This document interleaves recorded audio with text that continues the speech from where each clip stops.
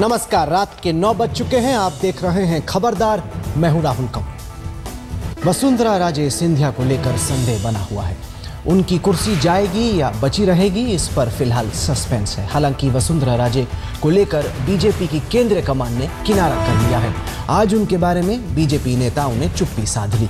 हालांकि राजस्थान बीजेपी कह रही है किसी भी सूरत में उनसे इस्तीफा नहीं लिया जाएगा।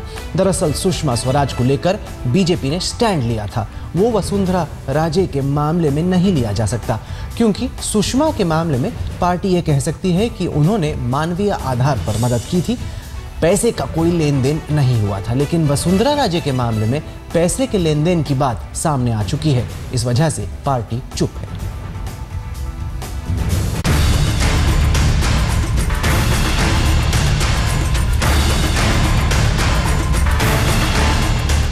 दोस्ती में रिश्तों के वे दिन शायद दुख न पहुंचाते अगर उनमें कारोबार और व्यापार की आपसी हिस्सेदारी का भी हिस्सा न होता। लेकिन जब से यह खुलासा हुआ है कि वसुंधरा और ललित मोदी की दोस्ती का एक कारोबार भी है, तब से उनकी मुश्किलें बढ़ गई हैं। और ललित मोदी तो खुलकर ये कह ही चुके हैं कि वसुंधरा ने उनकी मदद की थी। वसुंधरा राजे का नाम भी अब आ रहा है कि उन्होंने आपके नाम पर विटनेस स्टेटमेंट साइन की थी कि ललित मोदी को 2011 में लंदन में रेजिडेंटशिप मिल जाए। सही है या गलत है? सही है। सियासी संबंधों का संसार खोला तो कांग्रेस की बाछें खिल गईं और बीजेपी के सामने मुश्किल खड़ी हो गई। मदद भी गुपचुप के करना। वहां पर लिखा गया कि किसी को हिंदुस्तान में पता नहीं पड़ना चाहिए कि मैं उनके ट्रैवल डॉक्यूमेंट्स की पैरवी कर रही हूं। इससे स्पष्ट होता है कि वो इसमें पूरी तरह इन्वॉल्व हैं। इस सब की जांच होनी चाहिए और हम समझते हैं कि इसमें सीबीआई को जांच करनी चाहिए, लेकिन जांच तब हो जब ये लोग अपने पदों से हट जाएं।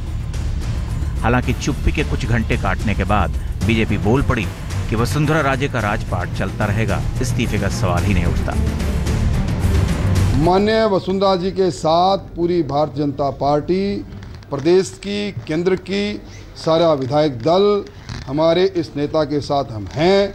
ये हमारे सबके की अगुवाई करती रही, हमारा नेतृत्व करती रही और करती रहेगी। ललित मोदी और वसुंधरा राजे के आपसी संबंधों की पड़ताल करने के लिए आज तक ललित मोदी की कंपनी में निदेशक रहे अनूप बरतिया से बातचीत की और पूछा कि करोड़ों के लेन देन का सच क्या है। देखिए, मेरा आनंदा हेरिटेज से कोई रिलेशनशिप नहीं है। I was only approached as a professional expert in architectural engineering and पिछले 10 महीने पहले अगस्त में मेरे से कहा गया कि भाई आप we need your architectural and professional services. I was taken up as a professional director, but because there was no project so I resigned in 3 months।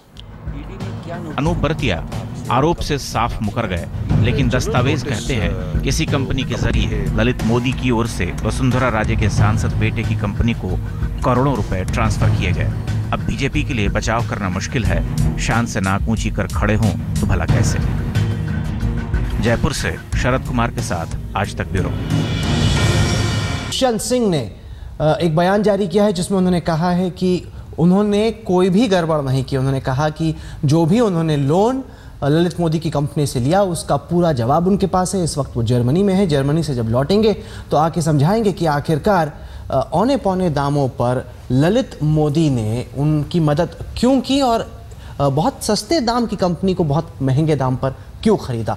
फिलहाल आगे बढ़ते हैं और कांग्रेस की प्रतिक्रिया पर नजर डालते हैं। इस बीच कांग्रेस ने बीजेपी सरकार से सवाल पूछने का सिलसिला जारी रखा है। आज एक बार फिर कांग्रेस पार्टी ने प्रेस कॉन्फ्रेंस कर मोदी सरकार पर हल्ला बोला।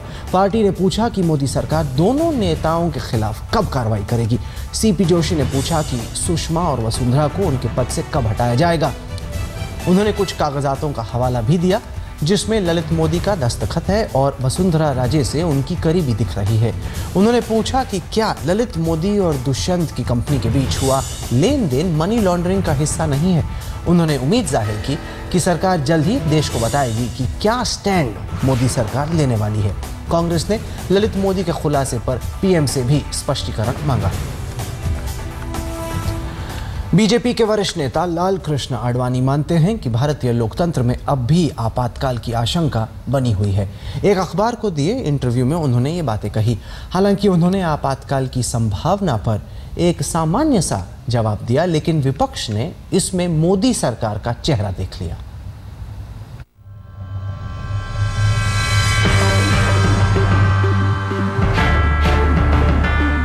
एक तो ललित मोदी ने पहले से मुंह बंद करा दिया है, दूसरे आडवाणी जी ने अपनी चुप्पी तोड़कर काल निर्णय पंचांग निकाल दिया है।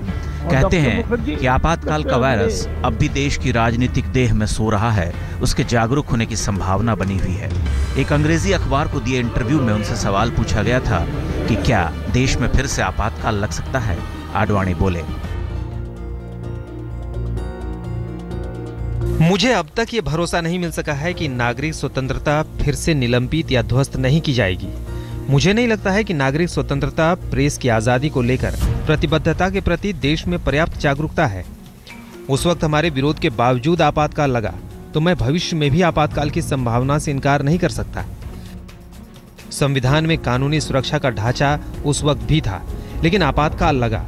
आज 2015 में भी उससे बचने के लिए पर्याप्त प्रावधान नहीं है। आज के दौर में लोकतंत्र पर हावी होने वाली शक्तियां प्रभावी हैं और वो संविधान और कानूनी शक्तियों से ज्यादा मजबूत हैं। मुझे हमारी राजनीति और नेतृत्व में कोई ऐसी चीज नहीं दिखती जो मुझे भरोसा दिला सके। लोकतंत्र और इससे जुड़े सभी पहलुओं के प्रति प्रतिबद्धता की कमी है।